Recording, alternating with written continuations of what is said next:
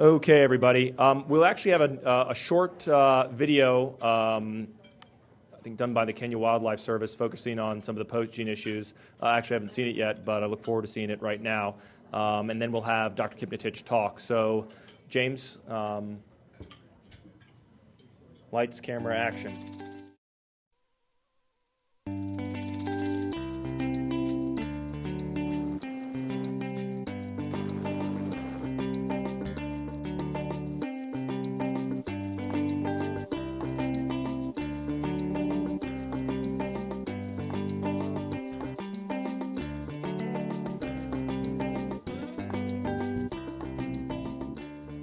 Kenya's first national park was created in 1946.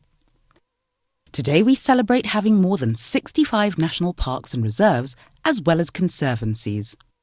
This is equivalent to 8% of Kenya's total landmass. Kenya Wildlife Service is a state corporation established by an Act of Parliament in 1989 with a mandate to conserve and manage wildlife throughout Kenya. Kenya Wildlife Service has the legal mandate to conserve and manage wildlife in the country and enforce related laws and regulations.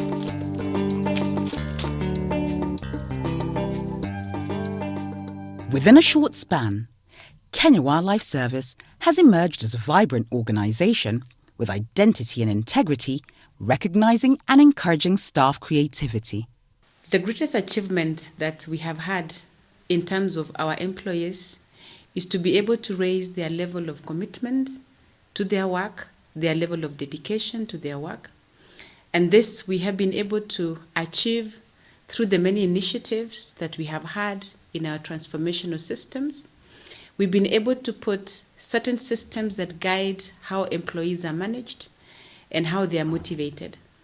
Our employees are highly motivated to the point where they're willing to put their lives on the edge for the sake of conservation. This has seen Kenya Wildlife Service win several awards, both local and international.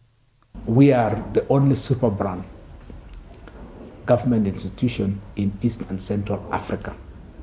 All the other super brands are private sector institutions. We are the only ones.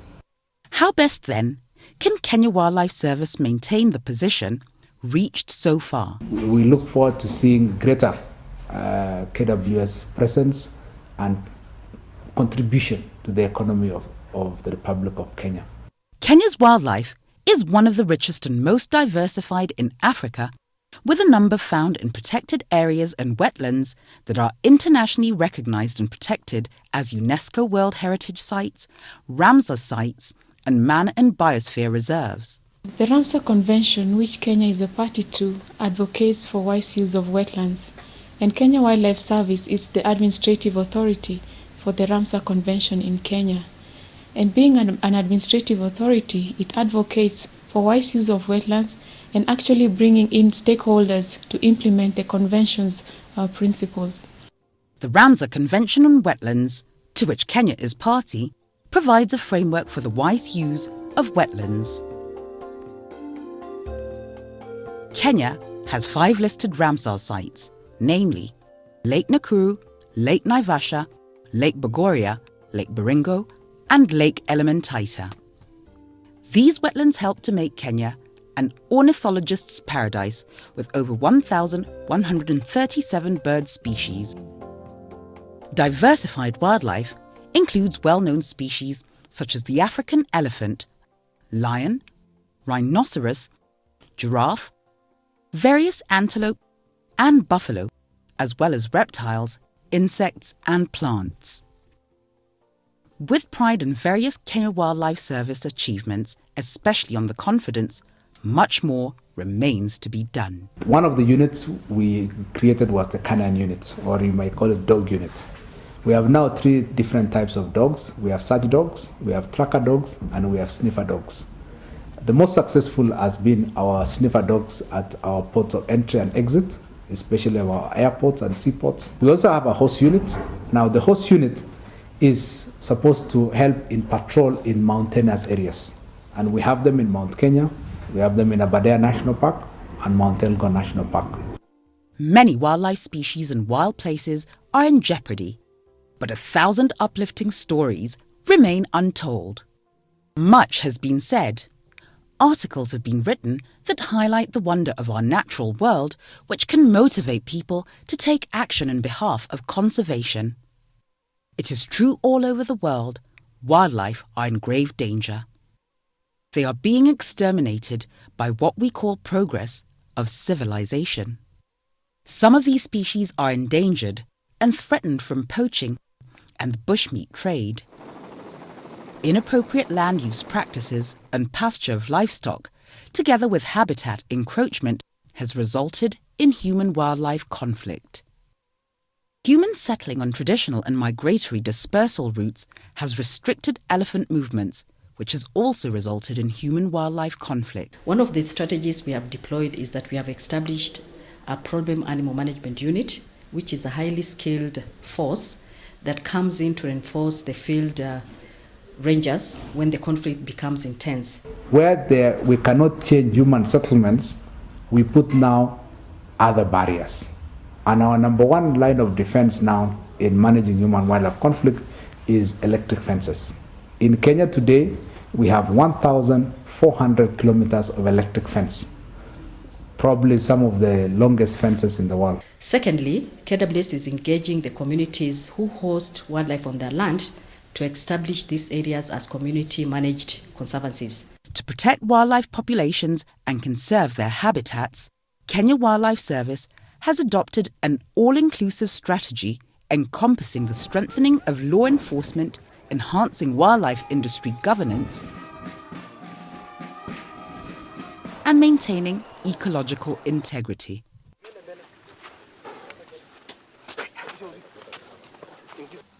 One of Kenya Wildlife Service's main challenges lies in fighting the ever-increasing sophistication of wildlife crime. The demand of rhino horn and elephant tusk has been increasing in the international market, and this is a major challenge for conservation in the 21st century. We warned the world that allowing partial trade will trigger poaching, and that is exactly what has happened. Since 2007, we have seen an upsurge in poaching, not only in Kenya, but across the continent, even in Asia. Unless and until ivory and rhino horns are made illegal worldwide, without exception, barbaric elephant and rhino poaching will continue threatening the survival of elephants and rhinos.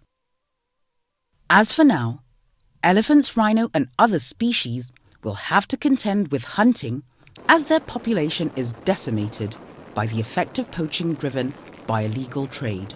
As a country, we are supporting total ban in ivory trade, and we are calling upon the world to ensure that elephants remains in Appendix 1 and total ban in sales remains in force until we address the current illegal killing and the current smuggling of ivory across the globe.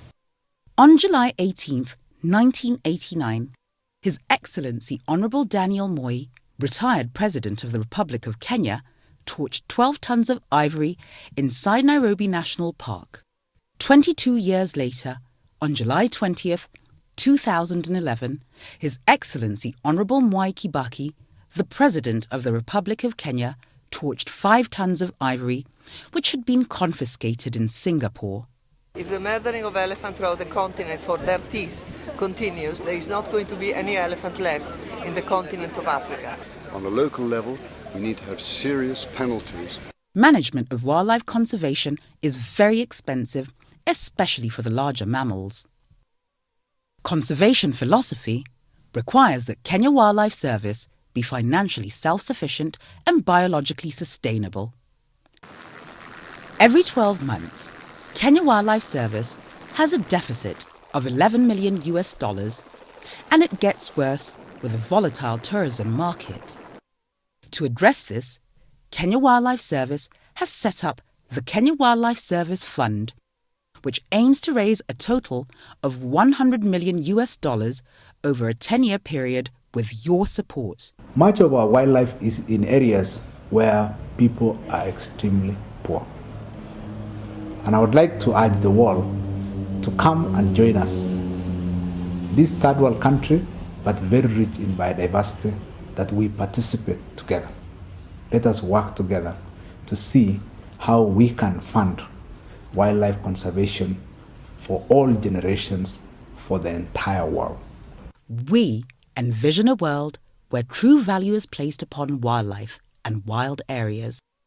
A world where imaginative, cutting-edge conservation projects consistently motivate and involve the public and result in measurable benefits for both people and wildlife. This planet's remaining wildlife are under dire threat, and although our generation will not witness the last of these extraordinary creatures, ours may be the generation that decides their fate. If we don't conserve now, several million species, which are products of several million years of evolution, could be lost forever during our lifetime. And I'm appealing to the entire world. Let us work together. Let us see how we can collectively protect this rich biodiversity which we still have in this part of the world for all of us. Kenya government cannot do it alone. We have to do it together. Join and support us in conserving the world's heritage.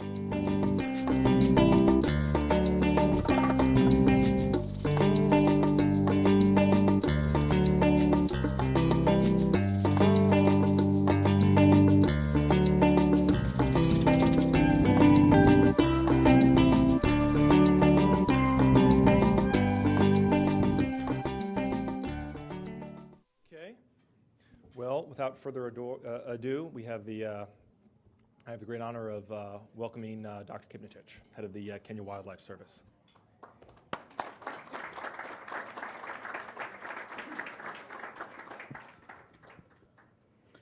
Okay, thank you very much. I would like to thank ICCF for welcoming us to Washington, D.C., and it's a great pleasure for me to address congressional staff and their friends today. You have watched a video of what we do, and I just want to give you, in the next 15 minutes, a snapshot of who we are and just expound on a few issues. I want to start with something which is non-wildlife, which is say something about Kenya. I know some of you have never been to Africa.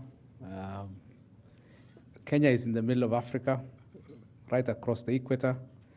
We are known for other things. I know most of you know us for wildlife, but I'm sure in your neighborhood, the local marathon or half marathon or country run is usually won by a Kenyan, isn't it?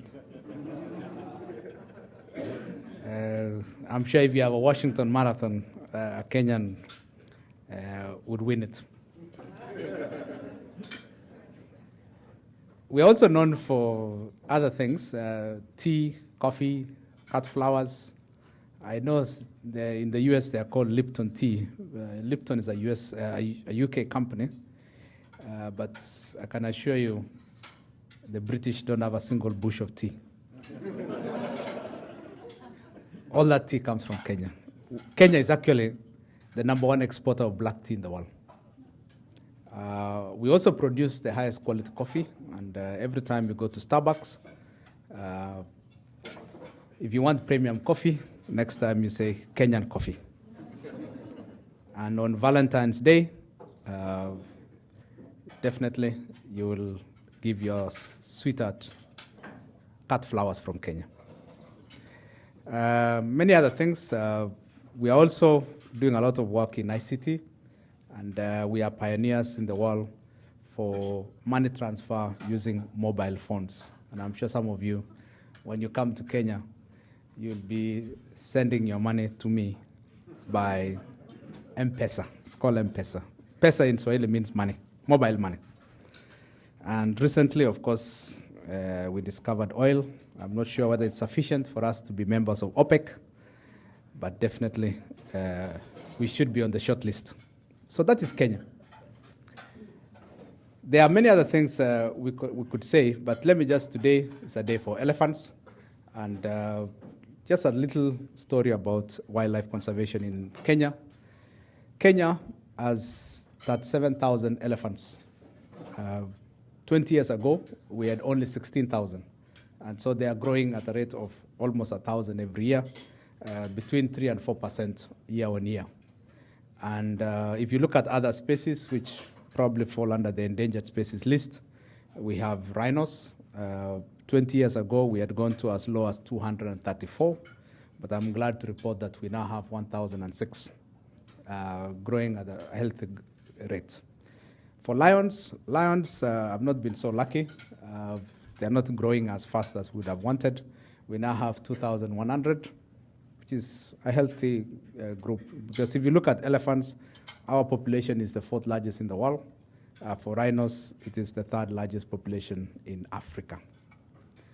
And for lions, together with Tanzania, because Tanzania, I think, has almost half the world's lions, together with Tanzania, we have 3/4 of the entire world lions. Why we are here is because there was a decision which was made by CITES in 2007, which was to allow partial sale of ivory. And 4 countries were allowed through the Conference of Parties in 2007 to sell ivory. And these were Zimbabwe, Botswana, South Africa, and Namibia. They were allowed to sell the entire government stocks. And these government stocks were to be sold to 2 countries, Japan and China. And that actual sale occurred in October 2008. Now, since that time, we have been monitoring, because Kenya's stand during that CITES meeting was, if you allow this partial sale, it was going to trigger illegal killings, especially in countries which have poor controls. And sure enough, like day follows night, it happened. If you look at the Kenyan figures as an example, illegal killings of elephants prior to the CITES decision were less than 100. After the sale, the numbers started rising. And last year, we recorded the highest elephant mortality through illegal killing of 278. So you can see how it went up just because of that decision. Now, we have recorded record seizures, and most of these, 99%, are on transit, coming from neighboring countries, more so DR Congo, Cameroon, Chad. Many people ask me, why is Kenya chosen as the exit point? It's because we have more efficient logistics outside to out of Africa from Kenya. Kenya Airways flies to virtually every African capital and then brings passengers to connect from Nairobi to Asia. So that's why we become a conduit. Also, our port of Mombasa is also an easy conduit outside. So typically, criminals look for the most efficient way out, because for them, time is critical. The illegal cargo must reach the destination in the shortest time possible. And that is why Kenya becomes the conduit for most of this seized ivory. The other thing about why that region is law enforcement is very weak. We probably have the best law enforcement body in Africa, and many of our neighbors don't have the capacity. So we are certain that many of these countries don't know what they're losing. If you look at a country like Congo, DR Congo, it is too vast. It is 2 million square kilometers. It is too vast. A large part of DR Congo, the government is not in control. And that is where the illegal killings are happening, and then they transit through Kenya. In fact, 2 days ago, there was a seizure which was intercepted in Sri Lanka. It came through Kenya, and we have records that came from through Uganda. Uganda doesn't have that much elephants left any longer. They have an estimated 3,000 population. So if you have seized 1.5 tons, they don't have that kind of elephants. So the only place they could have come from is DR Congo. So it's a major challenge, and we need to look at that. Unfortunately, Other species have suffered as well, beyond the elephant. And the country which is under the greatest stress as we speak today is South Africa. For those of you who probably don't know much about Africa, by African standards, South Africa is very rich. Half the GDP of sub-Saharan Africa is South Africa alone. And South Africa also has 93% of the entire world rhinos. So look at the risk, country risk we are facing because of that huge concentration, a conservation success story under severe strain. As we speak today, South Africa loses a rhino every 18 hours. At that rate of harvesting, South Africa will not have any rhinos by 2025. So the problem was with elephants, but in a country like South Africa, rhinos have become the collateral damage, and very, very painful damage at that. If you look at the world prices of this contraband, ivory per kilo is now trading in the black markets in Asia at a price of $2,000 a kilo. That is the highest in history.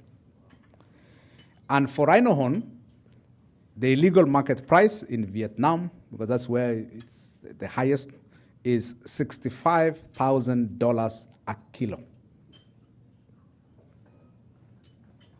Now, the irony is this is an item which has no biological value. The initial concept was it's an aphrodisiac. Viagra came, Cialis came, so the story changed. The false story now being sold in Vietnam is that it cures cancer. Of course, that's not true. For those of you who have studied biology, rhino horn is exactly the same material as your fingernails. So if you want to cure cancer, probably chew your fingernails. Terrible thing. So Africa is really suffering as a result. Kenya is the least hit, but we are the most vocal. Why? It's because if they finish elephants in other countries, where will they go? They'll come to us. If you look at the elephant population in Africa, 40 years ago, we had 1.2 million elephants. Very rich. Today, we just have 400,000 left. Now, if, for example, we go the trade route, because many people advocate for trade. Now, if you look at Asia, let's look at a country like China. 400 million newly rich people in the last 25 years. If all of them demand ivory for bangles, for stamps, and supply is constrained to only 400,000 elephants left, what do you think will happen? We are appealing to the world to make a choice.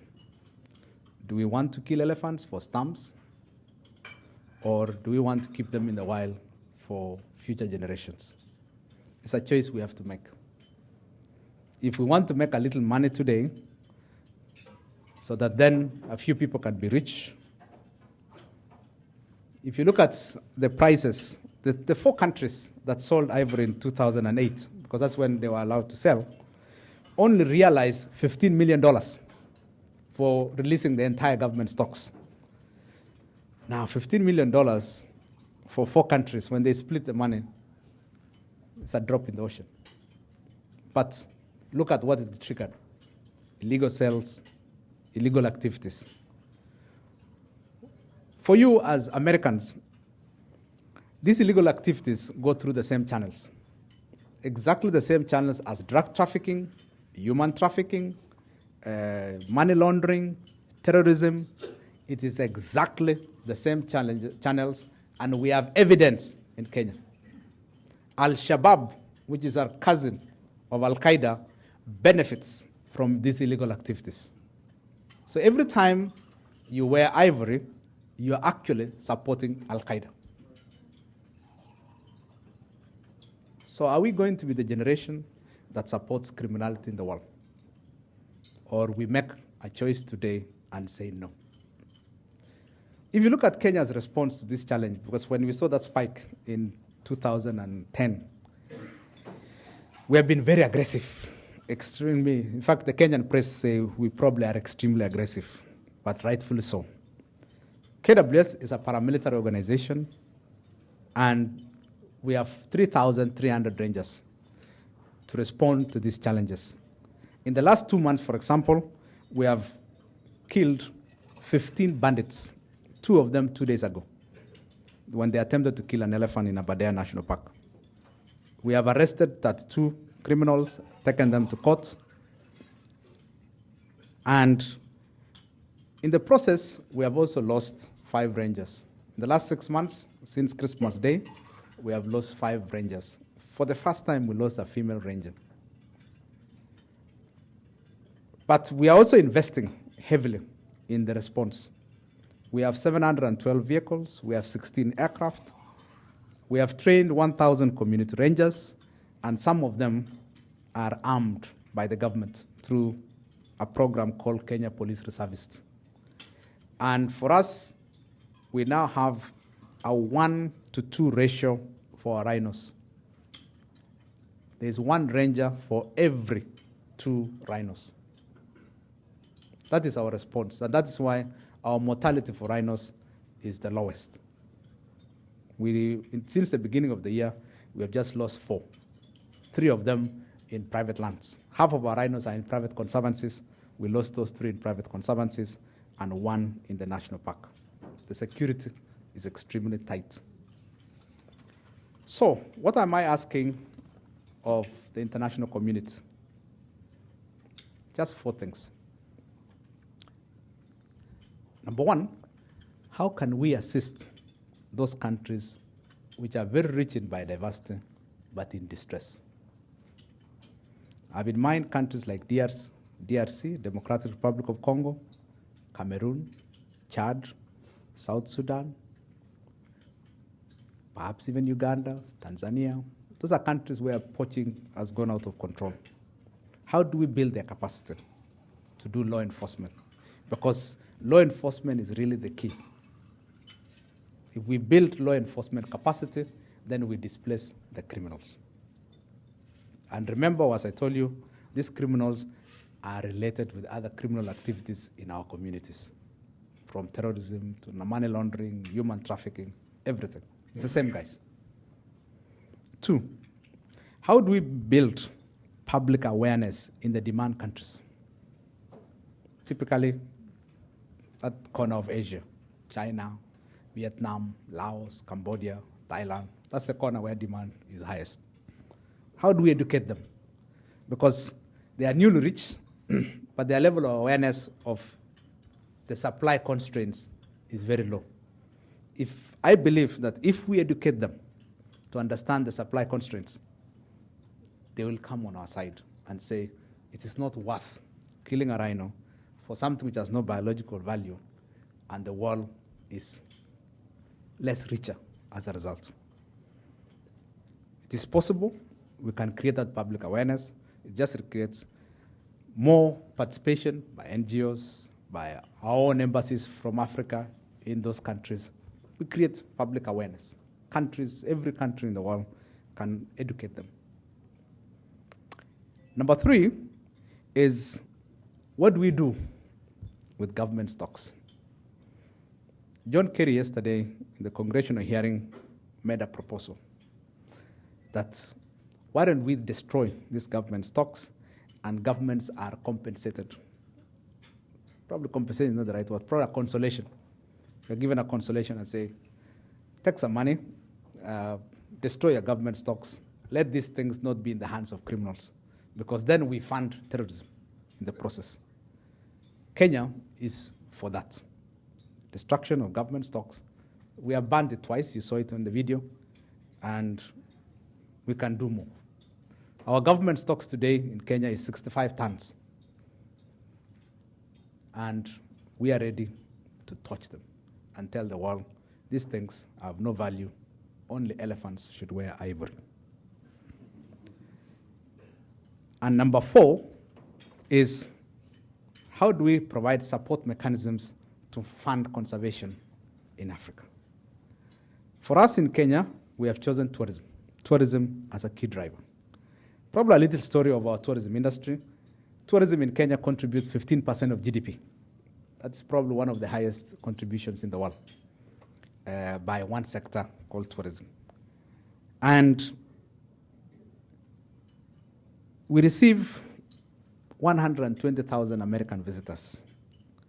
I know we can receive more, but there's an obstacle. We have a long-standing travel warning as a result of the bombing of the US Embassy in Nairobi in 1998. The reasons for that travel warning being in place have been overtaken by events, and we will be asking our friends, the US government, to look at this and say, what can we do? I believe if this travel warning is removed, the number of tourists coming to Kenya will multiply several-fold. Our feeling is it should be around 500,000 if this warning was removed. The impact on our tourism income, because we keep all the income ourselves, would be incredible. We have done some research in Kenya, and it indicates that for every 10 tourists that come to Kenya, an extra job is created. One extra job comes automatically. So it is the fastest mechanism to create extra jobs, to remove these young boys from doing criminal activities, because they are agents of terrorism. Let us see what we can do together to remove this travel warning. So in conclusion, my message is our elephants are now classified as endangered. Endangered means there is time. We have a window that we can save these magnificent species. They are the largest mammal, very intelligent. They mourn like us. And probably when you come to Kenya as a tourist, we'll show you a funeral of elephants, how they do it. They are very close to us. They are majestic animals. But in Africa, we just have 400,000 of them, and their population in many of the African countries they are declining. There is time. If they ever go extinct in our watch, extinct means it is too late. So my message today is let us not move from endangered when we have the time to extinction when it's too late in our watch. Thank you very much.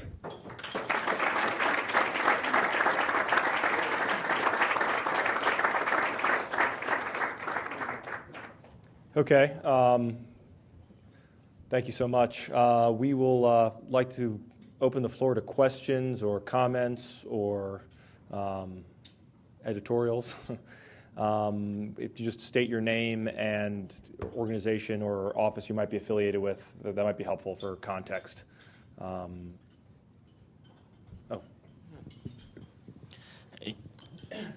Sean O'Neill, I work for Senator Kerry. And I think something we heard, first of all, thank you for being here. I think this is great and great timing with the hearing we did yesterday. But something we heard over and over from the witnesses yesterday was that, these are the same pathways that we see drugs and human trafficking and money laundering go through, but that poaching was by far the easiest and the riskiest, or least riskiest of those pathways. So what do we need to change to make that not true, to elevate it to the level of drug trafficking for penalties and things like that? As I said, we need to build capacity of those countries which are very weak. There are several countries in Africa which don't have the capacity. And the other thing also, they don't have a vibrant tourism industry like Kenya, where the spotlight is high. So we need to sensitize those African countries.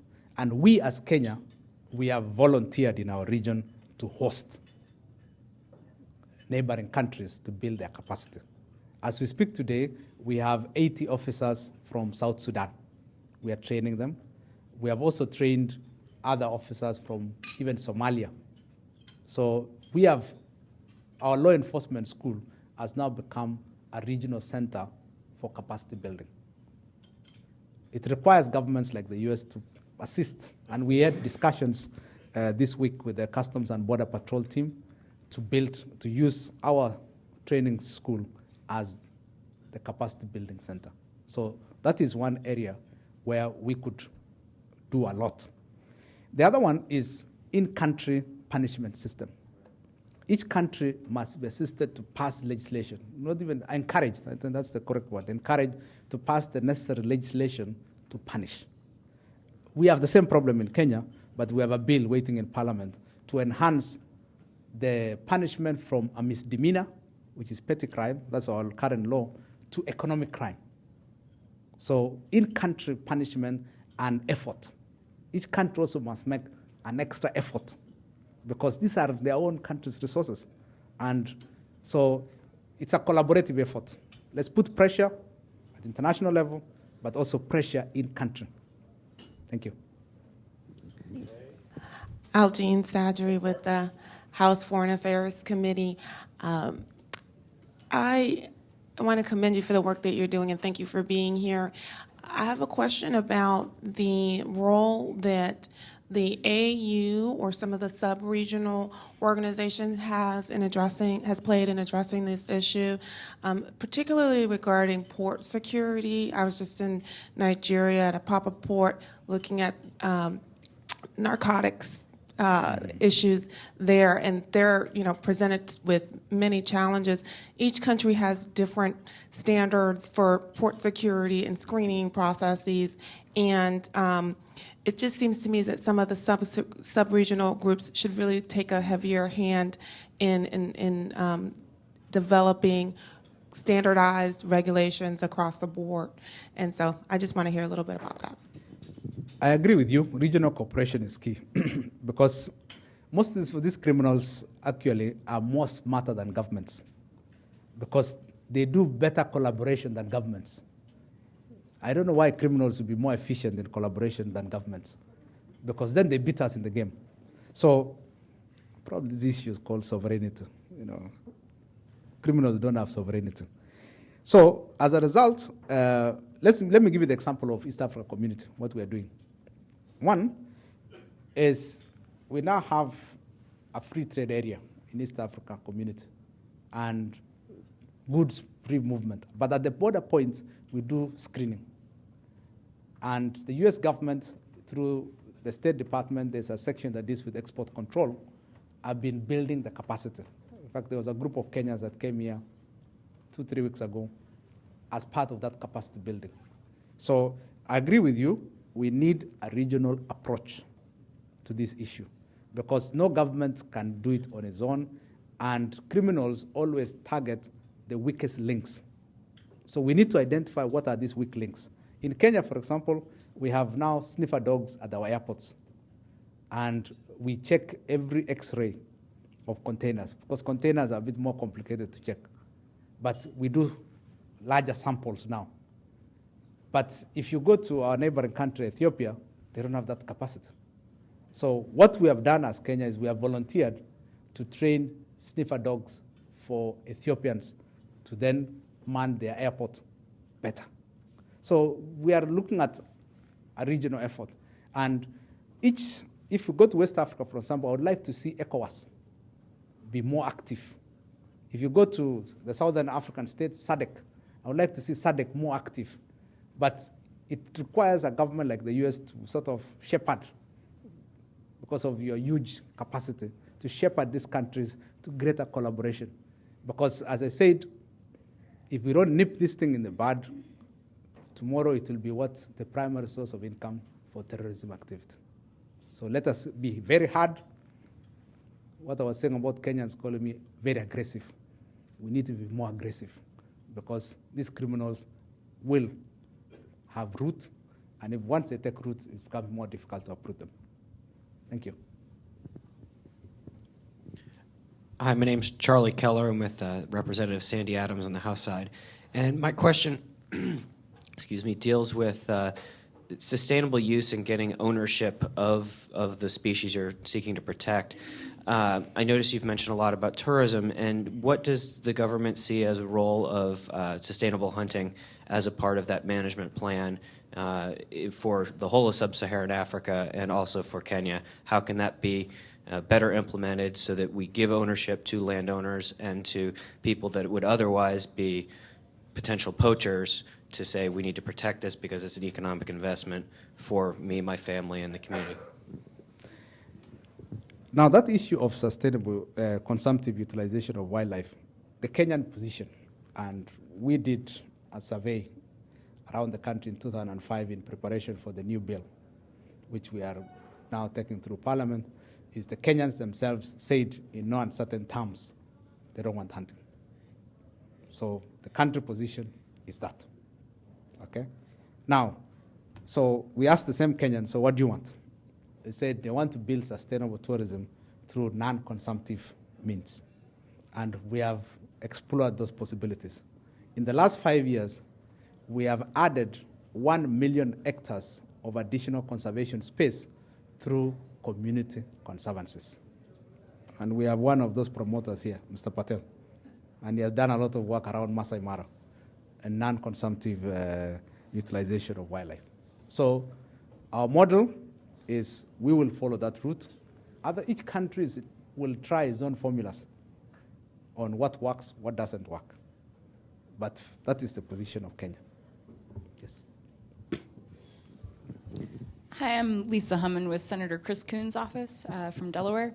I was wondering if you could talk a little bit more about how the United States is helping you to build capacity or through training or other activities, and what more we could possibly do. I know that Kenya just recently released a 10-year plan for elephant conservation. I was wondering if that might be a way that the U.S. could help be more engaged. For your information, we have a long-standing relationship with AID, which is the State Department. And even in the most difficult years in the 90s, when Kenya government had trouble with donors, there is one thing with the U.S. government that didn't withdraw, which was support for wildlife conservation. And I would like to say thank you to the U.S. government for trusting conservation in Kenya and continuously funding it. And on a yearly basis, my own estimate is probably almost, $500,000 support from AID to KWS to support various activities. A lot of them revolve around community engagements. So we have great support from the U.S. government. We are working on some other activities with the U.S. government. As I told you, we have a program now with the U.S. Customs and Border Patrol because criminals come through our borders. A lot of these things exit through our airports, seaports, and we have a training program, which we started in 2009. So that is already ongoing. And there is one which is about to take off, which is with the U.S. Marines. We want to model our training of our rangers along the lines of a Marine.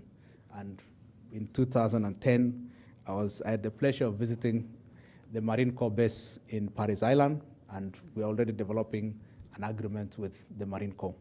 So there's a lot of engagement with the U.S. government in various aspects. We're also going to engage in science.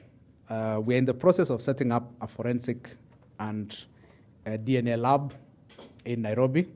This will be ready in October, and we have already a partnership with Smithsonian. Kelly is here.